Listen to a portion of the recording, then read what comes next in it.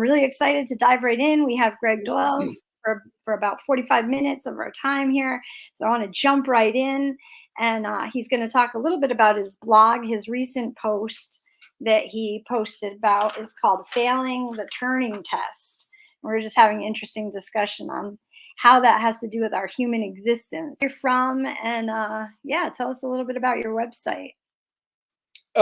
I'm Greg Dole. Mhm. I live in Gainesville, Florida, which is the home of the Florida Gators. So that's where I make my home. And my blog was something that my daughter Katie Cat and my daughter-in-law Faith talked me into writing because I was rather reluctant to ever write one. But now I've been writing this blog for about 8 years. But my reluctance was that I didn't want to write things that were extemporaneous, like like so many blogs can be, where you just sort of, well, here's my thoughts. I'm just going to stream of conscious at you, and that didn't appeal to me because because I'm a songwriter as well. I have a certain sense of that you don't want to waste people's time. Do what you're going to do. And make it worthwhile. If they're going to give you 4 minutes, which, by the way, it's 4 or 5 minutes is what it takes to read my blog. If they're going to give you 4 or 5 minutes to listen to your song or read your blog, you should make it worth their while. And so I wanted to be more thoughtful about that rather than just stream of consciousness. Yeah. So that's how I got into writing the blog way back. And for me, it was trying to pull together a lot of the disparate paths my brain runs in, right? Certainly my Christian faith, but also my artistic inclinations and my observation of culture, my interest in psychiatry, and psychology and anthropology, and then of course philosophy. And so, in a lot of ways, I pull all of those threads when I'm writing. I'm thinking in terms of all of those things at the same time. And of course, the blog is called Chasing Light, which I came up with that name because it was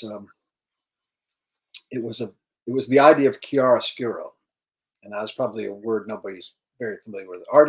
Painters and photographers are somewhat familiar with it if they're professional. It is the interplay of light and shadow, is chiaroscuro.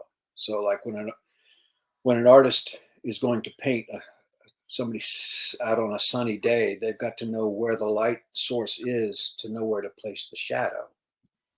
Interesting. So there's an interplay. And so it's the same thing with photography, where you see sort of where they use, especially in black and white photography, the way they use the point of light, the source of light, and how it hits the subject. And so chasing light is the idea that we're always looking to know more about what it is that our faith calls us to. And that requires us not to just sort of idly wait for it to come to us, but we go get it. We go out and let our minds discover it in all the many ways that it's around us, because the presence of God's light is everywhere. And knowing where that's falling is part of what I'm trying to observe in my blog writing. So that's how that's my idea of my blog in a nutshell. Mm-hmm. So, what inspired you to write this particular blog? This last blog that you wrote really intrigued me. I have not heard much about the Turing test until we chatted a little more earlier, and then I remembered, oh, okay, this is where it's coming from. But just the element of our relationships with each other and AI, and we were joking around about the Super Bowl commercial. How do you know you're a robot? And not to get confused with eschatology. None of this is like fear about Antichrist stuff or anything. No. This is all. I think there is a trepidation that the culture at large has, and I think Christians wind up bringing their own forms of trepidation, which usually will take the shape of eschatological fears. Sure. But the concept of AI is starting to become more and more realized. Mhm. The distinctions of AI are AI, then AGI, and then ASI. Um, and what we've got now is basically AI, which is largely a parlor trick. It's not really. It's not. That's like you teach your kid how to spell the word catastrophe, but they can't really spell the word cat because it's a trick. Mhm. You're, you've taught them something in particular, and so AI is not self-thought. It is an algorithm that knows how to search and find and bring together things in a certain format. So it's very particularized. Mhm. But AGI, I think, is the thing we fear more because that'll be general intelligence, which means it's intelligence that builds upon itself, Mm. and so that it won't be put in particularized use. It would be in more general use, and that, of course, could lead to ASI, which is artificial superintelligence. Mhm. But all of those things our culture is uh, trying to get a handle on in the midst of all the technological stuff that's rapidly coming at us. Um, and I find that because of that, as a Christian, the idea of going back to sort of the fundamentals that make up our understanding of the very nature of existence, which philosophy calls ontology, and that to me is central because what we're being always invited to, and I think the nature of our fallen nature is to perceive the world as we imagine it instead of as it really is. This is part of our disorientation from God. Like you had in your post today that I responded to about the depravity, uh, that man was depraved. Yeah, yeah. Uh, Yeah. Well, I earlier, didn't, that's not what I said. no, you were saying that wasn't the case. That wasn't the right word That for it. we're disillusioned. That's right. And I don't know. The disillusion gets at what I would think it, but uh, disoriented is more Oriented. along the lines of what I think it is. It's because we've lost our Unclear. orientation to reality. Our Right. orientation was God, and then we're like we're at odds with our own existence. Right. That's And what that's the Genesis is state all. we find ourselves in apart from God. Yeah.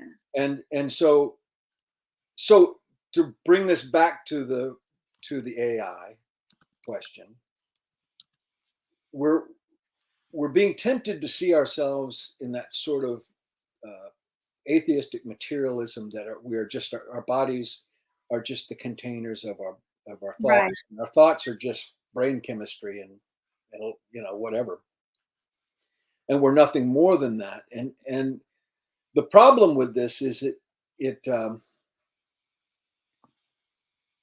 we get pulled further and further into an illusion, right? We're getting further and further away. We begin to imagine the world we're living in as being what we're being told it is, instead of back to the fundamentals of what it is, and Mhm.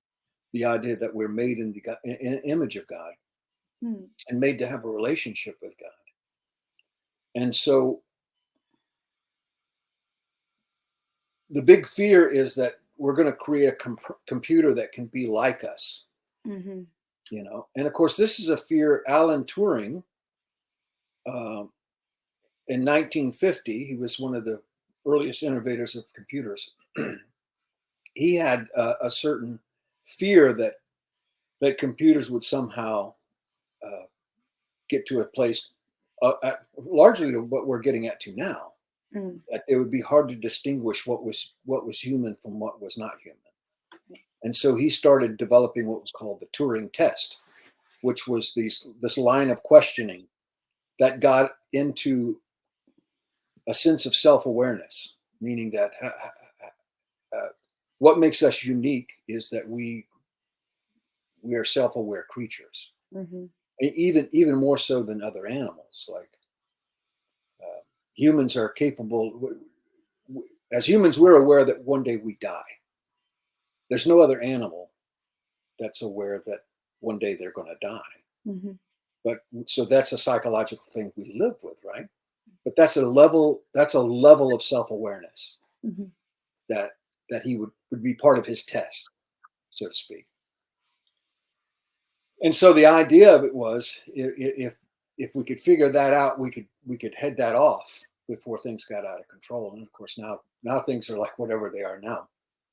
Largely, like I said, it's a parlor trick, but I don't know that um, he would have even imagined what that have been. But I got into the thought. There's two. I'm running several veins in that blog at the same time. I'm getting at the idea that there's a certain ontological um, implosion that a materialist mind would say, that creatures that came into existence by an accident, meaning out of chaos, there was no design, would then tell you that we could design something that could be self-aware. I mean, there's a certain ironic Hmm. twist to that. There's a that's a logic loop that's kind of broken, and then there's the element of sort of the postmodern mind has already sort of jettisoned rationality in many ways, and so they would be the ones to fail the Turing test because they would seem disassociative uh, Hmm. in a way that a computer might be. And so all of this is entertaining to me, right? As a person who loves philosophy and theology and these other things. So and sort of the anthropology of that, because you've got all these dynamics within culture that are responding, and as Christians, what we're trying to not do is get on the treadmill of panic or in whatever it is that everybody else is in, and we need to be centered in the reality that we are made in God's image, Mhm. and that ontology, and this is very important, that ontology has a built-in teleology. Now, what teleology is another one of those philosophy words for purpose. Mm. We were made for a purpose, Mhm. and that purpose, God is that purpose. He is the full of our attention, and so everything else then is the illusion of things wanting to make themselves the higher purpose, right? Mm. The higher thing that we're supposed to be either entertained by or make our pursuit or be obsessed with. The distraction. Yeah. All of those things. Yes, exactly. And this is why the fall is understood in terms of sin, largely because uh, sin is, and I love this about the Eastern Orthodox Church. They understand that all things exist in God, Mhm. and he is as Colossians, right? well, you got the passage in Colossians, you got the beginning of the book of John, you've Yeah. got Paul talking about it in Acts 17. The God that everything has its being in, Mhm. moving and it has its being in. But you also have uh, the idea that because we're created in God's image, we were meant to understand ourselves associated to that image, not disassociated from it. And so the Eastern Orthodox Church sees the being in God as existence itself. Wait, what? The That being. being in God, well, I was about to say, it was Thomas Aquinas, who's who I was about to quote, who describes God as ipsum est substantia, which is the Latin for God is the essence of being itself. And what he is saying he is the only reality. There is no other reality apart from God. Like he doesn't exist and then we exist like over here. Like, Mhm. no, Yeah. all of being finds itself in God. Mhm. And this is Aquinas back in, I don't know, what's the 12th or 13th century, was saying this. And So for the Eastern Orthodox, they don't see sin in terms of legal as much as they see it ontologically. You're either moving in the direction of your own existence or you're moving away from it. Yes, that makes So sense. you're either moving towards God, which is embracing Mm-hmm. the full sense of what it means to exist, which Mm-hmm. was back to the garden, which was heaven on earth. Mm-hmm. It was that harmony of heaven and earth. Mm-hmm. And sin, therefore, is sort of moving and disassembling or deconstructing ourselves. Mm-hmm. And Okay. and Wait. and so Saint Augustine, in his Confessions, talks about.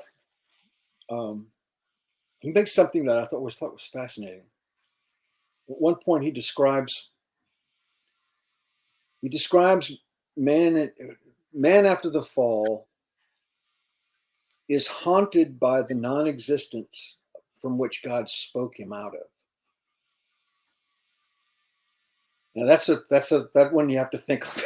Yeah, Think that's about. What he's saying there is that the temptation to go back in the direction of non-existence is sort of a haunting aspect to our disoriented state, because we're disoriented from what our existence is.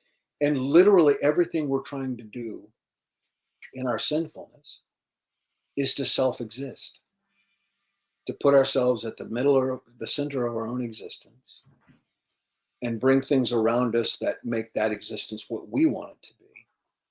And so we get obsessed with that, and we assume that that's our teleos, that's our purpose. That's what we're made for. And then we convince ourselves of that. like that's when we hold on to these identities. Right, Even if it's good or bad, I'm a teacher, or I'm a doctor, or I'm a drug addict, or I am a mental illness patient, right, whatever, anything, right. anything hold that's above your true identity and the nature and likeness of God. But then, what do you mean by like it brings us to the point of, like you said, self awareness. Um, how are we sure? Like I just want to play devil's advocate here, that we, like what you were saying with the atheists and whatnot, that we are truly, co-seated in heavenly places with Christ. We are truly in union with him. Or not even the atheists, but even like the fundamental Christian people who in some fringe groups, they believe that you're separate from God. And Right. how do we convince, people that are still stuck in that mindset? Think of it as like the prodigal son's brother, the prodigal's brother had a little bit of that issue where, he thought he had to do things in his own striving in order to get to the kingdom. Meanwhile, he's sulking outside of the kingdom. So how do we reach people like that, like that feel like they're so, or even people that feel like they got it all together and they know it all? Well, and I think that actually was what the prodigal's brother was. The what? The prodigal brother thought he had it. He was taking the right path. Yeah, But in many ways, I think the text there also kind of gives you a suspicion that he was also a prodigal in a different way, meaning that he was close to the father yeah, yeah, and yet had his own agenda, right. because he wanted his party, and he Yeah. wanted his thing. So that, like, so this idea that we create, that we want to self-exist, is something that we're always tempted with. Mm. Like, instead of existing in God and understanding that our purpose and our meaning is found in God, it's not In his found rest. not found in all the things we cook up in our brain, Yeah, which is sort of this existential illusion we stay in. sure. And so, to me, um, that's the centerpiece of the faith that we're confessing. And I think that when I think about the journey that like a lot of folks in your group have been on, they got disenchanted with playing the game, Mhm. the Christianized game, and so they wanted to find a way. There was sort of this fork in the road. It's either it's going to be real, but it's going to have to really be real. I can't play it that way, or I'm ditching it altogether. Yeah. Like it comes down to that. But we've overcomplicated what makes it real. I mean, Jesus says, when asked the question, what is the greatest law? They're trying to catch him. They're trying to catch him in choosing one of the commandments, Mm-hmm. And he says to love God with all that you are, basically, Mm-hmm. and love your brother as yourself. And Mm-hmm. on this, the whole of the law and the prophets hangs. Mm-hmm. And it doesn't, he's not setting aside what the law and the prophets were saying. He was saying the whole reason that those things are significant is because they orient. There's the word. That's why I go back to the word orient. We were disoriented in the fall, so it reorients us to what our existence is, what it's supposed to be, what's the truth of who we're supposed to be. And so what we want to do is we want to ditch all of the baggage that people dress that stuff up, and everybody is playing that game. Like very often, and especially among Protestants, because we're great at this, we're always starting another sect, so, another group. We tend to get disenchanted with that model or that form or that iteration of the Christian faith, and we're going to get free of that, but we wind up in the ditch on the other side of the road, because we wind up we're following the illusion that the problem was those things that they were doing, or the way they were saying it, and that really wasn't fundamentally it. I'm convinced you could be in most churches anywhere and still work and still be tuned into God, if you're tuning into God and tuning into your own existence in that, apart from all of the sort of peripheral goings on. Because you're not going to escape that. You're not going to escape that. Yeah, exactly. Maybe that's me being an old guy. No, you got it. You're not going to escape it. So you might as well just say, you know what? Here's the deal. These people are doing their best, and they're trying to figure this God thing out like I am, and they struggle, and they tell themselves lies like I tell myself lies. But God have mercy on me. Yeah, otherwise you end up in isolation, just like anyone else in a fringe or in a group where you're just like, okay, let's small knit group of people. You just like become another religion, and we don't want that. Well, it becomes another iteration of trying to figure out what those initial traditions were, right? Right. And that's what religion usually is. It's trying to figure out how to embrace some of the traditions of the faith. And I have this is my anthropological model on this. I see the ontological truths of existence sort of in the center of a great circle. And those ontological truths all direct us towards God, and they tell us exactly who we are. Those are the ontological truths that place value on us because they locate us right in God. Okay. And then on the periphery of that center are traditions, which are sort of the habituated practices and disciplines that take shape around wanting to live out that reality. Now, they're not the truths themselves. The truths themselves are transcendent and immutable. The traditions are just something that's trying to find a way to habituate that, embrace that reality. And largely those can be very good. But then around that comes sort of this religious interpretation, not of the truths, but of the habituated practices and disciplines. So they're one thing removed, right? So they're interpreting the traditions rather than interpreting the original truth. And so this is where we get in that when we're in that religious ring. We think, well, I just need to move to somewhere else on this ring to find my religious understanding of this traditional path, or we want to go further out because we're figuring, well, all of that and then the traditions and all of it's bad. Well, the truth is there's a lot of it that's still very good. It's that religious ring that has, in its interpretations, have distorted what the meaning of those traditions was, in much of the same way that the Pharisees had distorted so much of the laws of Moses and the laws of that was handed down within the Talmud, to whereas Jesus would say to them, like you're in there measuring your tenth of your spices. You've gotten so obsessed with this kind of thing, you completely missed what the point of that was. Mm-hmm. And so, to me, that's that explains how our tendency to sort of become disenchanted, because we get disenchanted with that truth, but that core reality remains the same.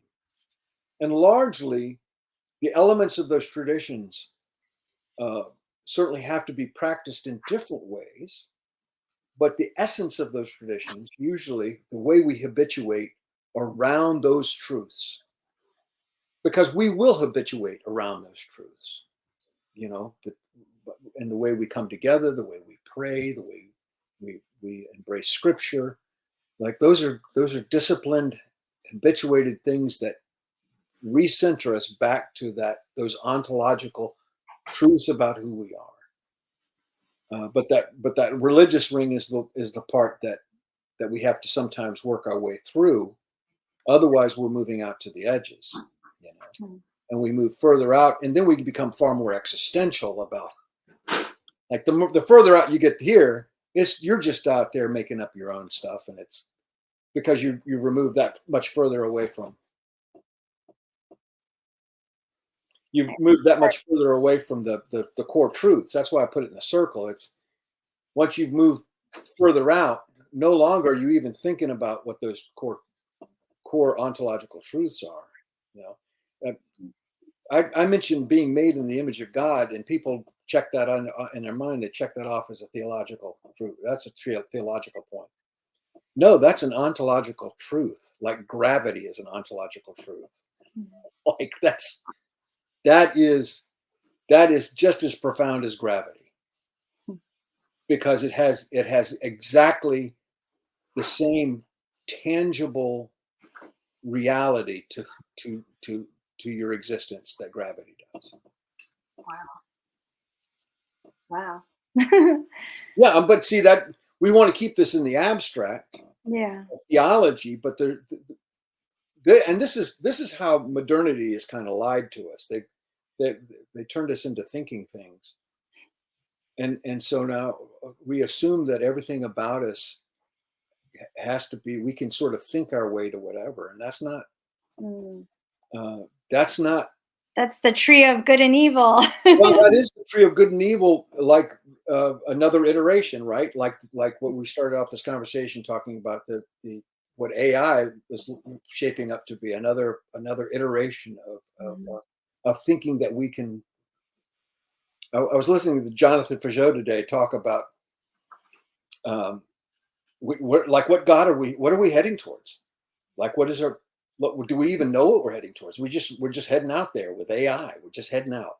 And he's like we don't know where that is, what the point of it is, what's the teleos? Where is it? Where is it taking us? And on what value have we predicated the direction that would take us, or is it just dragging us along? And so these are the questions we need to ask, because there is a sense of, is it dragging us back to a clear understanding of our own existence, or is it dragging us into our own illusions and own delusions? And that, to me, this is central idea to what I think is missing in expressed in the Christian faith, is the idea of how profoundly ontological our faith is.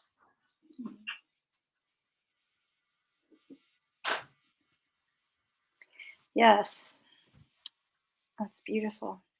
Yeah, there's so much to digest in that. I'm just thinking about what you said about AI and technology, and just thinking about like over the years how technology has changed and morphed into different things. My daughter even had a discussion in her fourth grade class, third grade class, about the first computer, and they actually said to her that the first computer is actually a person. And I at first I'm like, wait, what did your teacher say? What? But the point being was that the first computer was the brains of the operation, like whoever was coming up with the ideas or thinking about what direction do we go. Think about GPS. Before we had GPS, we had maps. We Sure. had a person who would be driving the car. We had the navigator. So similar to that, there are computers. And now we're at this point where there's these avatars, and then there's us, and Right. then there's well, now I can just edit my work through this AI technology, and like how much of it is me and how much is technology. It can get really fuzzy, and I think Well, people, what you bring up something very there's important. trepidation. That's what I was going to say, because the creator of it, didn't the creator just, there was like a big discussion in the science boards about like how it almost got shut down completely because of ethical code You're violations. talking about AI now? Yeah, like the guy, Sam, what's his name? Altman, is it Right. Altman? Yeah, the guy, the AI guy. My husband knows about it. I don't really know, There's but actually a few of them, but yes. yeah, but there was like a huge controversy. He wanted one thing, and the public doesn't really know like the ins and outs, but the whole board had actually shut him down and told him, you can't, I don't know, they like fired him per se. But then he came back, and there was like, I don't know, there was some bickering and lawyers and such, but like he wanted to go down one path and they wanted to go the other path. And there's all this debate about ethics and whatnot. And I find it made me a little not nervous, because it's outside of my realm of, but a little bit like in the future, what is this going to be for our kids? Yeah, I don't know. No, that's it, and that's a fair question.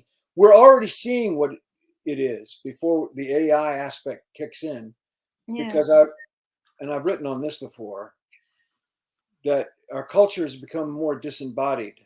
We have a disembodied sense of self. yeah, Uh, and no work ethic. These kids don't. well, that's its own separate thing. Uh, and that has its we could go. That's a rabbit hole we could certainly chase. Uh, the anthropology behind that.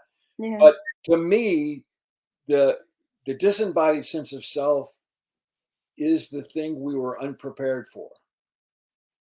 hmm, And we have the coming generation, the Generation Z, is uh, is coming into the world far more disembodied sense of self, and this is hmm. the sense of self, because they're beginning to see themselves as much as who they are online as they are in person. Ah, Whereas somebody my age, I look at this as like this is nowhere near who I am. mhm, yeah, But I have, but what's my reference point? Well, I have a deeper frame of reference, right? But just sheerly because of my age, but also because of the things that were formative to my understanding of self. hmm, And that's part of what's going on here is that the formative things about how we understand ourselves, and this, especially in these the millennials and Generation Z, is that their understanding of themselves is sort of disembodied. It has a great chunk of it that's disembodied, and they perceive themselves that way, and so and there is a certain bloodlessness to it in the sense that in the way that being out of your body is without any blood in it. hmm, But I mean it in the sense of why can they be so cruel to one another hmm. online? Well, they can do that because it's sort of disembodied avatars, Yeah, and and it, dissociating, like you're it's a disassociated. That's another not. great word for it. It's but that you that sense of that disembodied self does lead to sort of a disassociation Mhm. that allows you to act in ways that I imagine AI would act, because it doesn't have, uh, it isn't really human. All Mhm. all it can do is weigh some sense of pragmatism against what humans perceive as sentimentality, Mhm. and sort of work out the algorithm between the two and just kind of throw them at us. But what we do is far more subtle and sophisticated than that in the way the human psyche is, because we bear the image of God, and because our sense of consciousness is tied to God, and self-awareness is tied to God. But the more the generations move in the direction of the technologies that disembody them, the more we're getting a glimpse at what the world looks like, uh, with sort of more and more AI uh, orientation. And so that it's a glimpse. And I never look at these things in a fatality. Hmm. Because Doomsday. I just, Enders.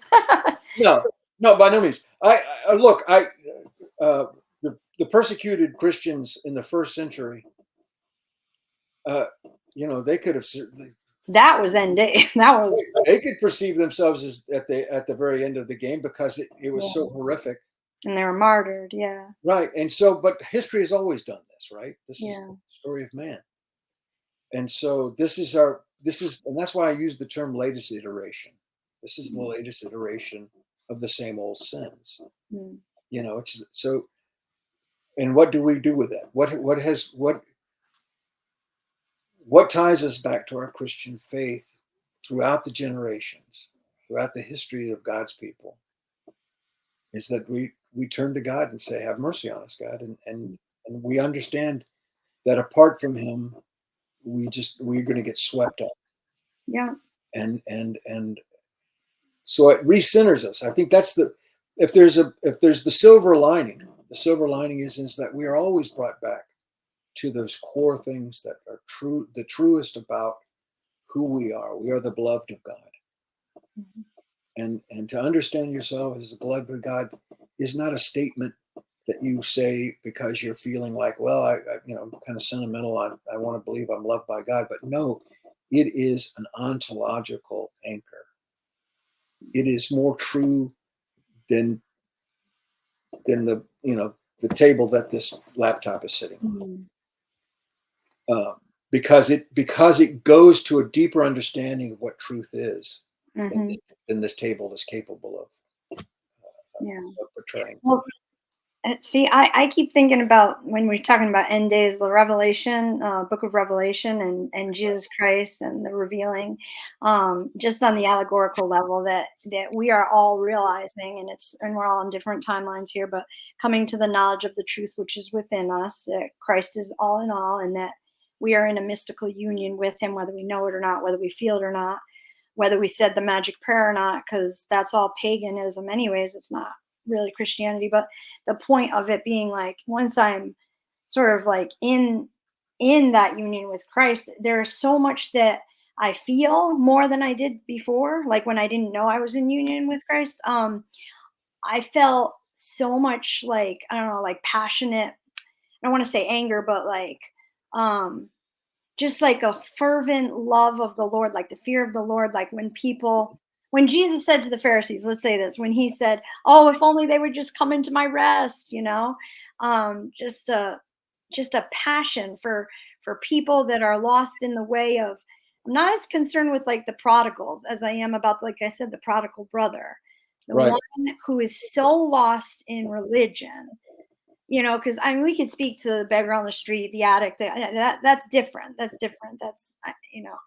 What I'm concerned about is religion. I'm so concerned, and I just feel like with the wars going on in the Middle East, just everything, and without even getting into like the depths of Israel and all that, whatever Sure. you believe, but that that's the Lord's cry. That's His heart, is to, just stop. Because think about it, when the Jews saw Jesus, all the Jews, whoever, whether you're a Pharisee or just an average fisherman Jew, they saw Him as either you are either this is the Messiah, or they saw him as getting in the way of the true Messiah coming.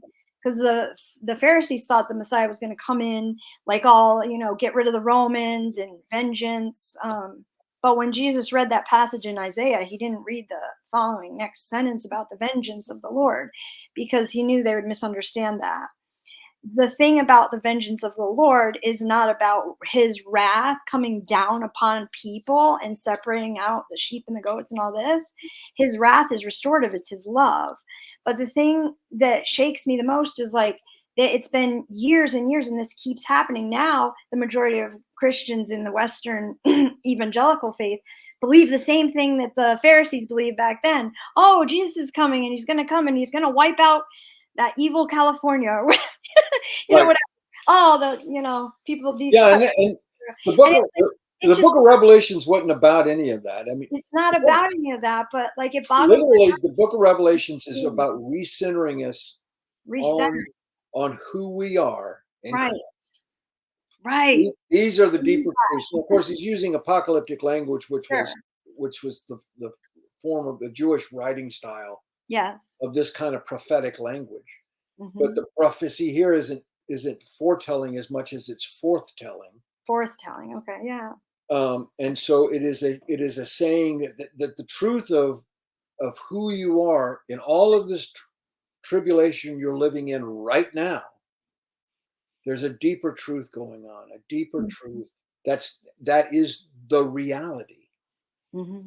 All this other stuff, it's not that their tribulations was not really happening to them, but the significance was not, like they were becoming, the world was infringing on them, and they were thinking, well, this is what the world is. This is what it is all about.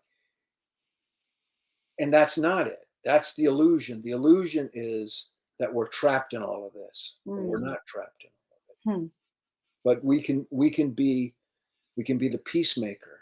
Yeah. And we can be the person who can humbly live out the truths of God, even if it brings us to a martyr's death, not because we like death, but because we know that in doing so, we are being like the exemplar that Christ is to us, who understood the power of redemptive sacrifice. Mm-hmm. We give ourselves to others, and in giving ourselves to others, God's grace inhabits that. Mm-hmm. He draws them ever near. And so, but that's a deeper truth. I love that you say giving ourselves to others, not God isn't using us. Well, William Paul Young said that the other day, and I met him on Zoom for the first time. It was really cool. We got to see him, like, it was neat. So he shared a little bit of that like, and it was like almost bringing me to tears, like thinking about like the way we use our language as Christians. Sometimes, like, even just saying like, "Oh, God used me today." Like, I get what you're saying, and I've said it too, like, God's used me, but I love but I don't think we should use that word used anymore. He's got a point, because it can imply like that kind of angry God kind of thing, like where he just like uses us. He's not in union with us. He uses us for his purpose. It's like you wouldn't say, "Oh, my husband uses me," to, Right. just But I think of it in terms of like becoming an icon of who God is. yeah. I Okay. think of the passage where Jacob is. It's after he has his name changed to Israel, and he's meeting his Okay. brother. He's meeting his brother Esau out on the plains, and he's convinced his brother is going to kill him. Yes. Matter of fact, he's in the chapter beforehand.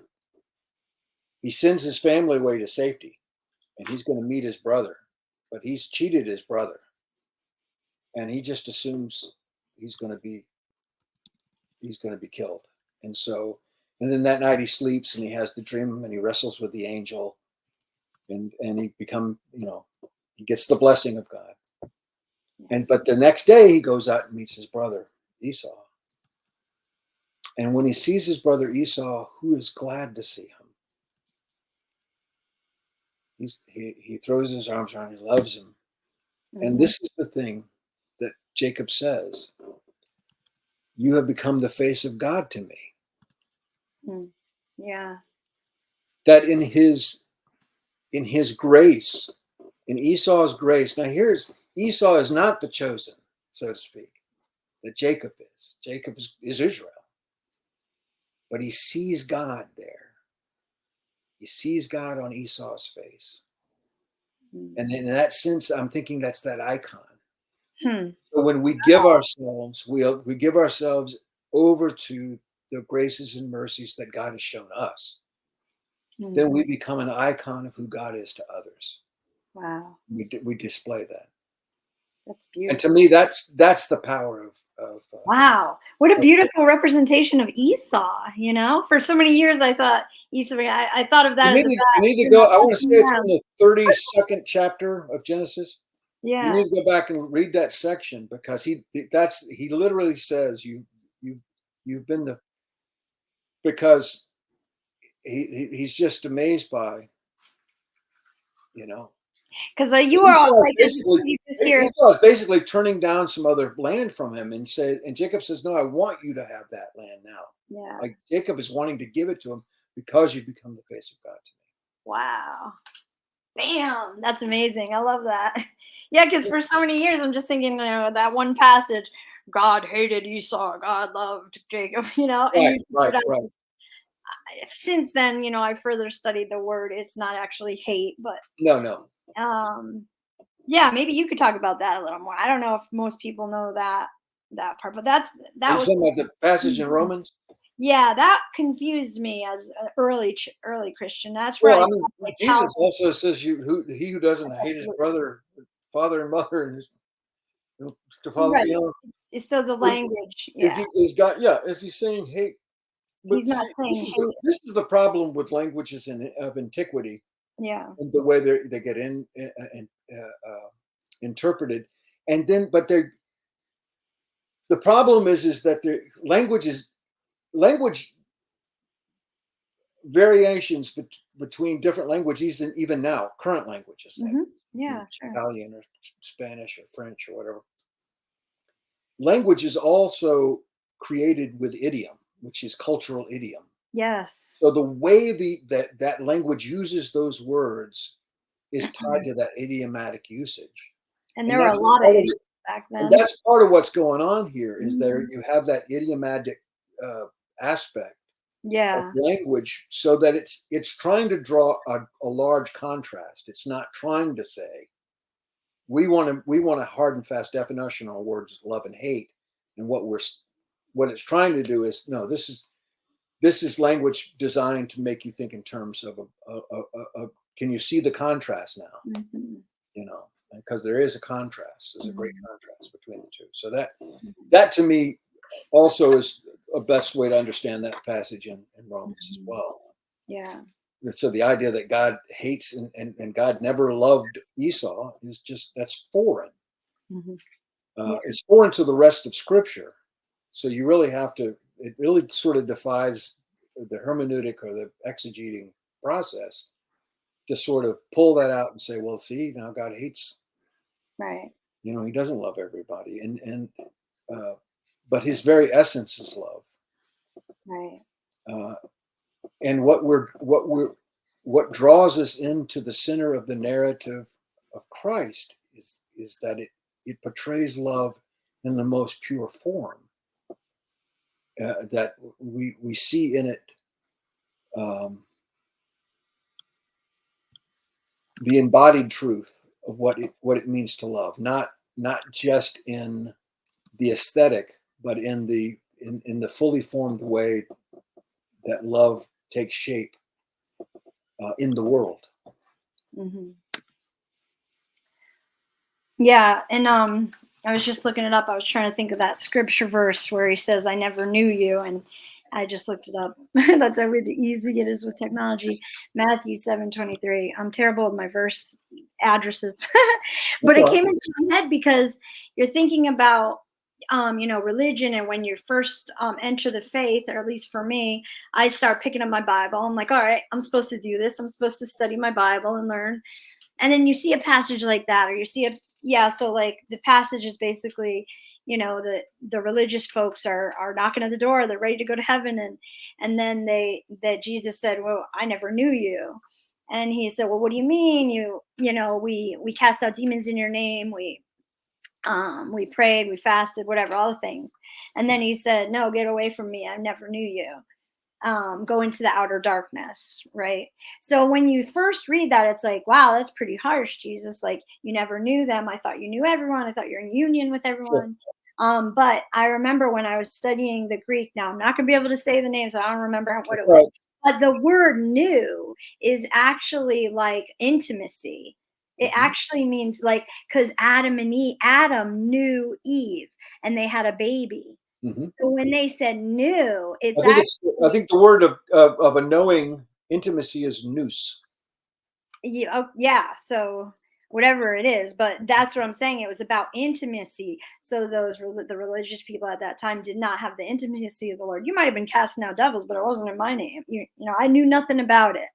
And so the participation piece is so important. And then when he cast them out into outer darkness, was that a mean thing to do? Was that like a mean trick? Does that mean they're going to be burning it forever in eternal fire? No. No, the outer darkness is a place where they can try to keep going in their own striving, their own strength, and see if they like that. If you want to stay there, you can stay there. Let's see what happens when you go into outer darkness. What happens when you go into outer darkness? Outer darkness is here on earth as well.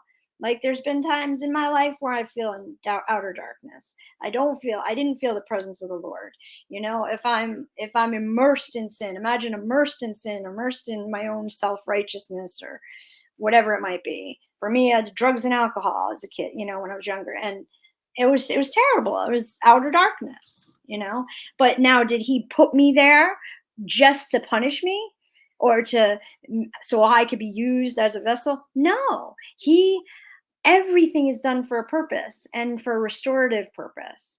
So it's like, just as I say, part of the process. But why do we cringe when we hear passages like this?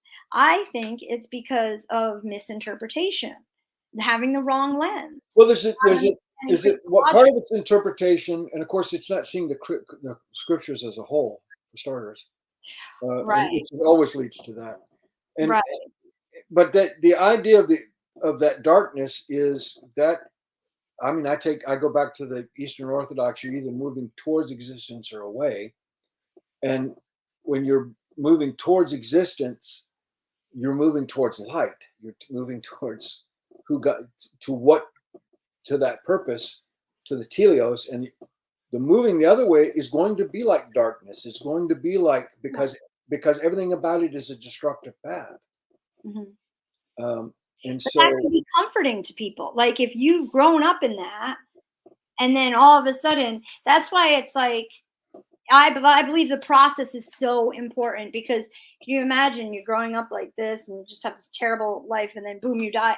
It'd be like a shock. You need to have these transitional periods in your well, life. and when the paradigm of are you doing enough of the right tasks, or are you acting in the wrong behaviors, when it's all these sort of externalized measurements of you,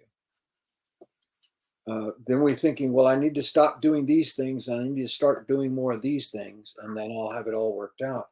And all of that sort of uh, us taking into our own hands a sense of how it's supposed to work.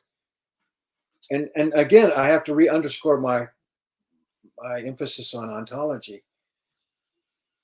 We To be in Christ, that our being is far more significant than our doing. And the reason is because our doing doesn't get us to the being, Hmm. but the being then gives us the eyes and the orientation to then act in the way of Christ. Wow, I We'll love that. act out the humility, act out the love in ways that you didn't even think you were capable of loving others, that have hurt you or done wrong to you, that you're able to truly love them, not just throw words at that, to truly love them. But see that you can't do that as like a task. You can't muster that up. You got to be who God has made you, and embrace that, and embrace that who you exist as the beloved of God. And in doing that, that all of the behaviors, all of the tasks take care of themselves.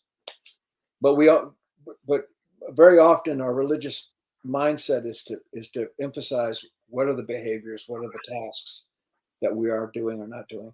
Right. And Oh, and yeah, and we, right. and we miss it because we assume that those things will produce in us that deeper sense of who we are, when it won't. It Right. will empty. It will be like our cup got turned over and everything it poured into us poured right out. Right. But it's supposed to be the cup sits upright and everything God pours into us just overflows over the edge. Overflows, right. We're not being depleted, but we are. It is just who He is, that we become those icons of who Mhm. Christ loved. Wow, so much. Wow, I could go another hour with you. There's so much. You're too kind. We got to do a part two. Well, maybe so. You'll have to set me Yeah, up, yeah, and maybe there'll be another blog that catches your eye. yeah, yeah, definitely. Do you have anything up and coming that's on your heart, or anything you'd like to share before we close out?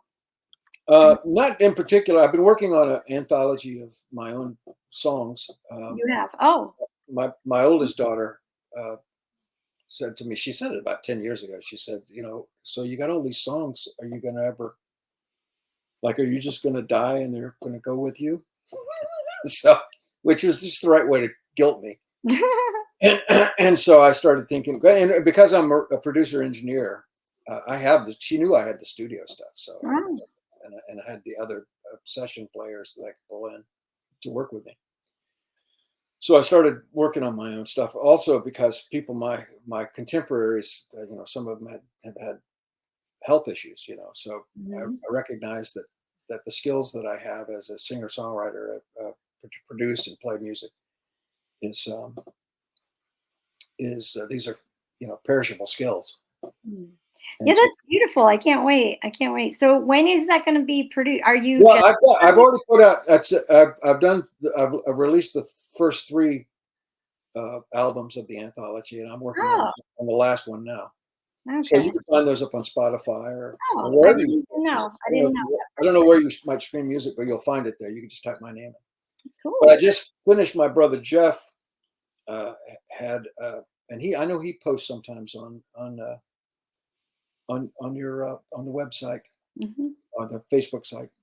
Uh, he had a collection of the Psalms of Ascent, Psalms 120 through 134, and we worked on that album. And so he's like 3 years older than me. And I told him, look, we're going to do this. And he said, no, he said, I don't even play guitar. I said, no, we're going to do it. I said, what he wrote was so tremendous.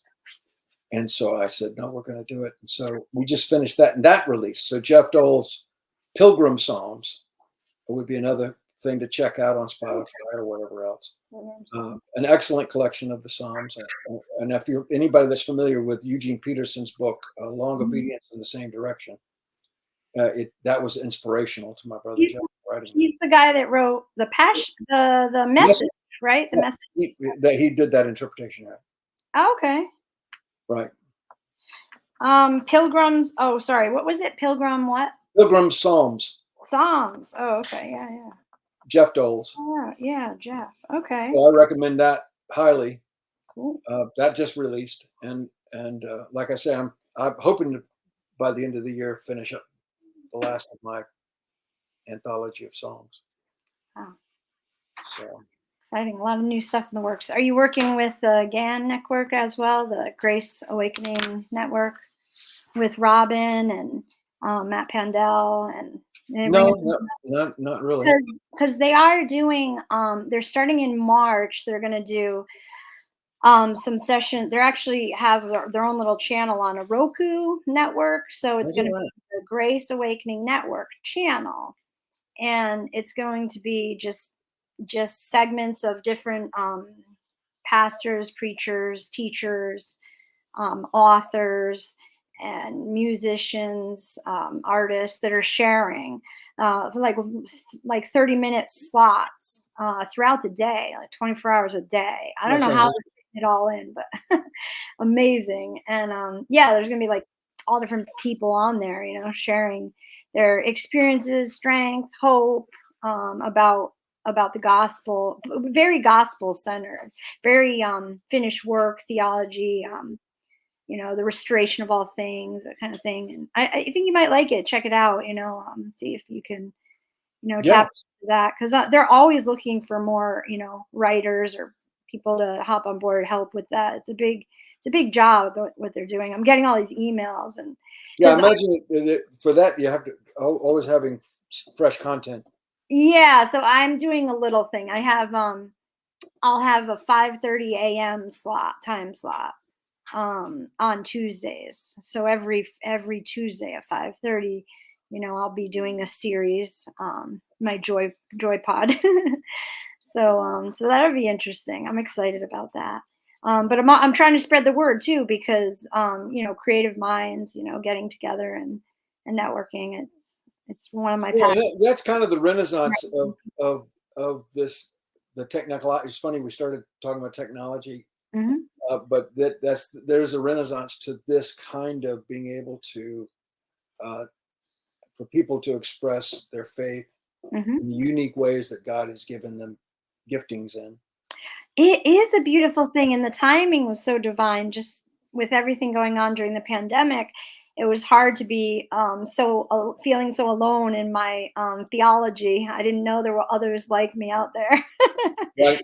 So because I was in lockdown, sitting on my computer for all hours of the day, I was able to meet you and others, and Kindred spirit. Right. yeah, No, I hear you. good things out of it too. That's the upside of it, and just the idea that we're able to decentralize how we're communicating Hmm. our our understanding of our faith journey. Yeah. And it's not so much like I say. When people ask me about my theology and things, I dare not try to formalize any of it. I'm aware of all the formal versions of it, Yeah. but I'm not trying to create a whole nother thing. Yes, me I'm too. trying to, like I was saying before, go back to those habituated disciplines Mhm. that center around those ontological truths of who God is and who I am in Him, Mhm. and that's its own journey because Mhm. I'm learning to sort of shed the skin of all the of all the illusions that I've created for myself about what it's supposed to mean, Mhm. and Yeah. that way I can enter into it more genuinely. And I think we all do that in our own way. We like it. The way I'm doing it can't be the way you do it. Right. It couldn't possibly be, Right. because what you have to shed is going to be different, and what Mhm. you need to learn to embrace about those ontological truths that you didn't realize were that powerful. You need to be the one to embrace them. You can't do it Mhm. as a system of some theology that I might tell Yeah.